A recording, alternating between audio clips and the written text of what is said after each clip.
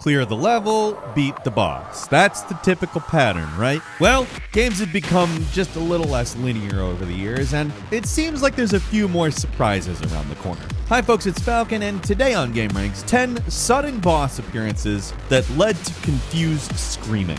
Starting off with number 10, God of War Ragnarok's Nidhogg. Where the hell did this guy come from? You walk into this big arena with the magic binding Freya to Midgard Let's go. It's just past those doors up ahead. You probably expect something. I mean, look at this place. Of course you're gonna think, oh, there's some kind of boss here, but I don't know about you, but the dragon that protects Yggdrasil was not what I expected to show up. This guy literally just pops out of nowhere in one of the biggest surprises of the game. You're literally just standing there watching Freya in bird form yank the Yggdrasil tree roots Odin tied into a knot, and suddenly this gigantic monstrosity appears out of a portal and attacks. Come on!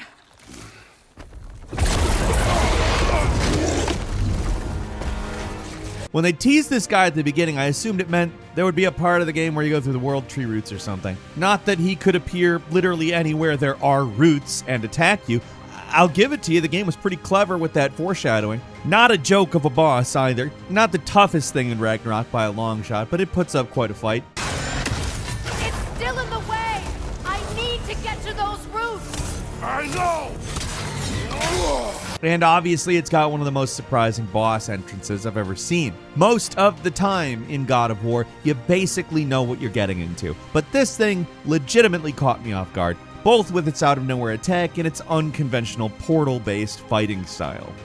At number 9 is Master Koga from Legend of Zelda: Tears of the Kingdom. This one starts out fairly innocuous, at least for most people, in the quest Camera Work in the Depths. It's a relatively early quest where Link is asked to go down to the big mysterious chasms and explore the depths for the first time. It was my first delve into the pitch black underground world, and I'm willing to bet this is probably a lot of other people's first experience with the depths as well. It's a tense thing the first time you go down there. Pitch black, you are low on resources, enemies are a lot stronger than you, and can hit you with gloom damage, which really sucks. It's not a place you want to be in at the early stages of the game. If you're like me, you stick with it, and eventually you find yourself in an area called the Great Abandoned Central Mine, where you learn the essential auto-build ability. It all seems pretty straightforward up to this point, but that's when you get ambushed by a surprise returning character. I did already spoil it by saying the name of this point, but it's Master Koga of the Yiga clan.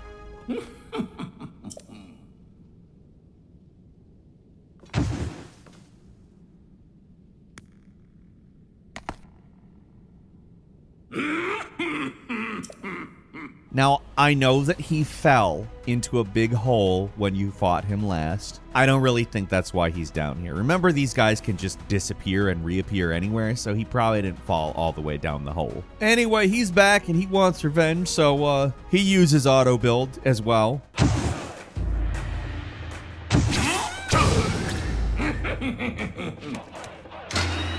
First, it's crazy enough he attacks out of nowhere, but he builds goofy ass contraptions, and that makes it more ridiculous. He's not super hard or anything, but he definitely confused me immediately. It maybe didn't make me scream per se, but it was a confused something that came out of my mouth. This guy's builds only get more ridiculous as the boss goes on. It doesn't get tough, but he's entertaining to say the very least. And number 8 is the Rancor from Star Wars Jedi Survivor. You remember the Rancor, right? The thing that almost scarred me for life when I was a kid. That monster from Return of the Jedi. The one in the basement in Jabba's palace. It probably looks kind of quaint to people now, but man, that thing gave me nightmares for a few weeks when I first saw it. Even if you're not scared of these things, they're scarier now than when they existed only in Return of the Jedi, I'll say that. But they are one of the most dangerous monsters in the Star Wars universe. Normally, you'd expect to run into one of these things near the end of the game, or at least past the halfway point, but Jedi Survivor wants to catch people off guard by hiding one of these things at almost the start of the game. Just what kind of creature lives down here? What'd you find? Near the central hub of Rambler's Ranch, there's a little cave called the Sodden Grotto. One of the first rumors you hear is mentions that there's lost miners in the place, so it seems like the perfect starting cave, right? Mostly it's what you would expect. It's a little dark, a little cramped. There's some low-level enemies for you to squash, nothing too exciting. So when you get to the boss area at the end, you're probably expecting something small, like a maybe bigger rat or something like that, but nope, this guy comes out.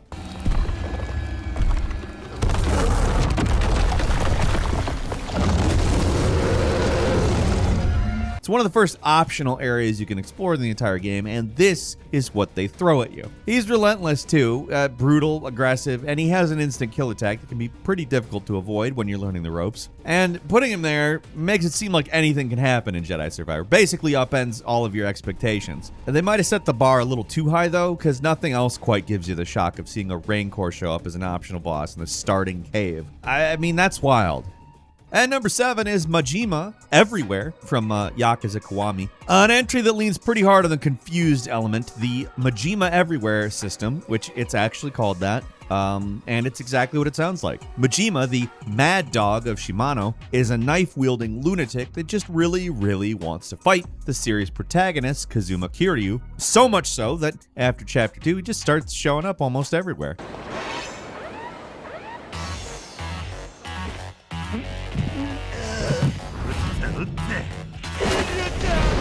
At first, he'll appear wandering around the fictional entertainment district of Kamurocho, but eventually he starts appearing as a hostess, or hiding in a giant traffic cone, or disguising himself as a cop. The more you encounter Majima, the crazier his appearances get. He starts interrupting you in stores, hiding around various places in the city. He even shows up as a zombie for some unknown reason. It all sounds pretty waggy, but the thing is, Majima will mess you up. He's actually pretty tough, and the more you fight him, the tougher he gets, so for some players, the joy of being surprised by Majima yet again starts to fade at the first dozen or so encounters. The way he appears is amazing and often drop-dead hilarious, but the actual fights can devolve into tedious slogs that you just want to end. At number 6 is the Penetrator from Demon's Souls. The Souls games love to throw curveball bosses at you. When they're not attacking you out of nowhere, they're transforming mid-battle into something completely different or just coming back to life. That's always fun. Oh, you're dead. No, you're not. Yeah, they love to pull tricks on you. That's the point. My favorite surprise boss in the Souls series, however, comes from its primordial entry, Demon's Souls. Hardly the most polished entry in the series, but it has a strange charm that is hard to replicate. Bosses like this guy, specifically, are why. He's smack dab at the end of World 1-3, the level where you spend most of it chasing after this creepy looking dude called the Fat Official. He's big, he's got a creepy smile, and he's even standing there right when you pass the fog door. Look at that. In any normal game, he'd be the boss, but inexplicably, he's suddenly stabbed through the chest and just tossed aside by the real boss.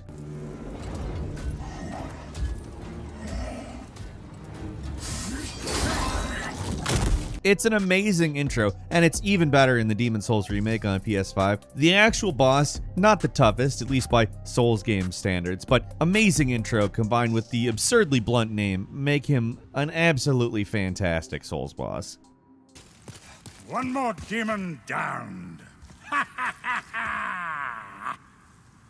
At number 5 is Nosk from Hollow Knight. Most of the time, you know what you're dealing with in Hollow Knight. It's pretty intentionally trying to avoid throwing stuff at you out of nowhere, but they made a major exception with Nosk. Hidden in its lair below the darkest, most miserable area in the game called the Deep Nest, this creepy creature first appears as a mirror image of your character, eerily staring at you from a distance. To even reach it, you have to go through not just one, but 2 secret walls that lead to a maze-like warren that ends up in its hidden lair filled with dead bugs. When you approach your mimic, that's when he transforms into a grotesque spider-like monster, which attacks extremely aggressively. It's an exhausting, intentionally uncomfortable fight. And while it's not the most difficult, it's certainly one of the creepiest in the game. The fact that a game about little cartoon bugs managed to be fairly tense at times like this is a testament to how good these developers are. At number 4 is Former from Control, absolutely one of my favorite games of the last 10 years. At a certain point in this game, it feels like you have a pretty good handle on what to expect. There are a few abstract species, some mostly human-like enemies, and a few strange flourishes, but it never goes full-blown Cthulhu on you. You never really see a lot that's too out of the ordinary.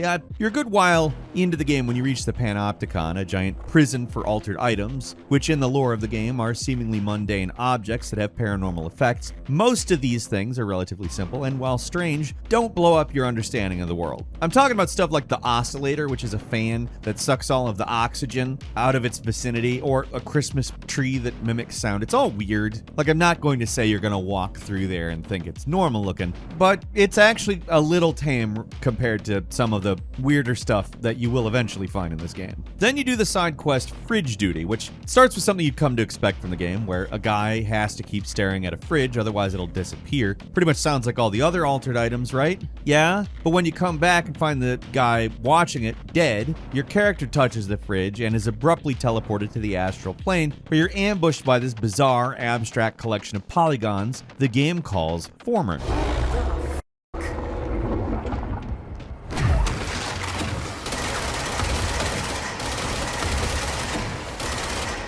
Other than the hiss, which is a resonance, kind of appears as a smoke, which is, not normally how we view a species. Former is a fully alien creature, and it's not just for show, it's a boss fight. Up till this point, the game is nothing even remotely like this, and if you stick to the main story, there never is. Control is a game that hides all of its strangest enemies in its side quests, which is the opposite of what most games do, which is put all their big flashy bosses front and center. But, same time, there is a reason why Control is one of my favorite games of the last decade.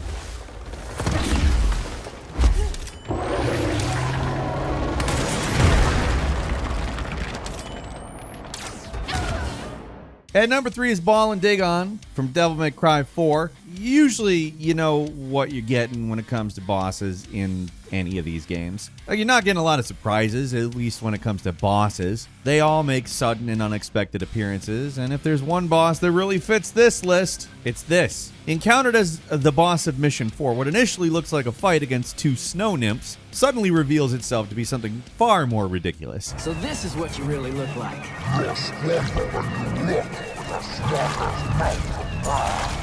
These are not women at all. They are actually glowy feelers connected to a gigantic anglerfish. Or at least I guess that's kind of what it is. It's one of the most absurd bosses in the entire series. It's such a bizarre choice that alternates between fighting these 2 ladies in a blizzard, then avoiding the giant fish toad thing, I don't know, when the snow clears and its true form is revealed.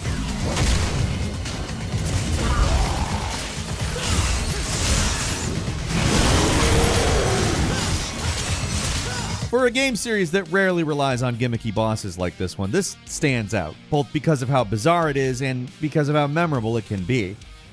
And number 2 is Marguerite Baker from Resident Evil 7. When it comes to surprise boss appearances, there aren't many as straight up terrifying as the first time you see Marguerite Baker assume her final form. It's an absolutely disgusting scene where she attacks you in the greenhouse, revealing her form as some kind of insect hive with a nasty distended stomach and elongated limbs. Bug lady, I guess. What makes it so effective is that you're not really expecting a lot. Yeah, Jake Baker was creepy, but he remained essentially human during his boss fight, while Marguerite is significantly more mutated and disgusting looking when you fight her. The fight itself, scary as hell too. The greenhouse is a maze of places she can attack from, and she never seems to pop up exactly where you expect her to, and she's always appearing at the worst possible moments. Resident Evil 7 shows how the series can both honor its roots while be just flat out unexpectedly horrific. Boss fights don't have to just be fun, they can be tense and scary as well.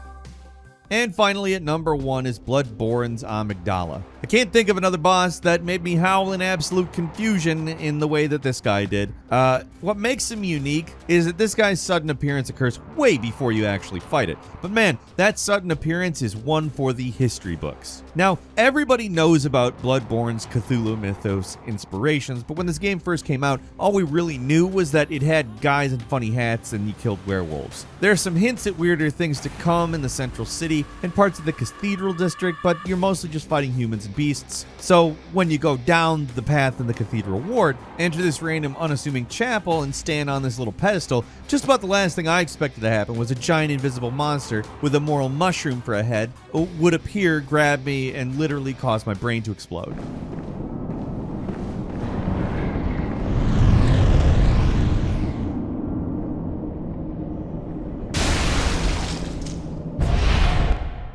Seriously, there's an entire meter dedicated to frenzy, which builds up when you encounter information that's incomprehensible to humans, and if you get too much, you suffer a massive chunk of damage. In this single moment, the entire scope of the game changes, going from a story about hunting werewolves to an eldritch horror. Oh, amygdala. Oh, amygdala. Have mercy on the poor bastard.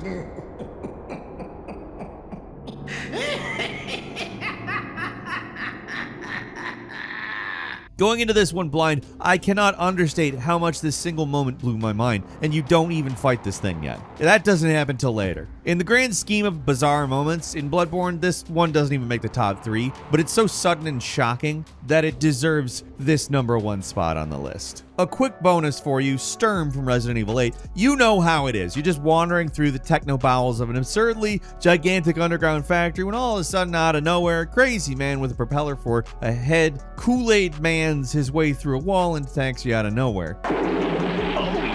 Yes, Kool-Aid Man can be used as a verb, thank you very much. Where did he come from? I don't know, I assume Heisenberg built him, but why? Who makes a henchman that's just a propeller strapped to a torso? And he's basically a chainsaw man on steroids, so there's a lot of screaming involved, most of it in disbelief. I mean, look at him, he's ridiculous. He looks like he belongs in a Nine Inch Nails music video, which is both kind of awesome as well as absurd.